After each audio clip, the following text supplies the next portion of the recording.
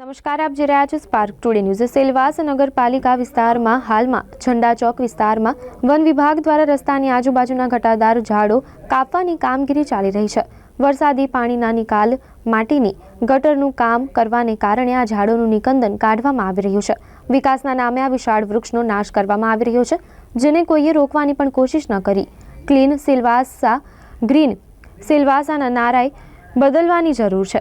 નવાઈની વાત તો એ છે કે જે ઝાડ કેન્દ્ર સરકાર તેમજ ગુજરાત સરકાર દ્વારા પ્રતિબંધિત કરેલ છે તેવા ઝાડોને પ્રશાસન દ્વારા હાથ પણ લગાડવામાં આવતો નથી અને જે ઝાડો ઓક્સિજન આપે છે, પ્રકૃતિનું રક્ષણ કરે છે તેવા ઝાડોને કાપવામાં આવી રહ્યા છે।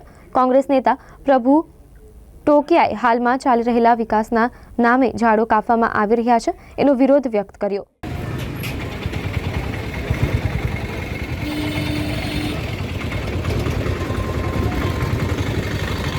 અહીંયા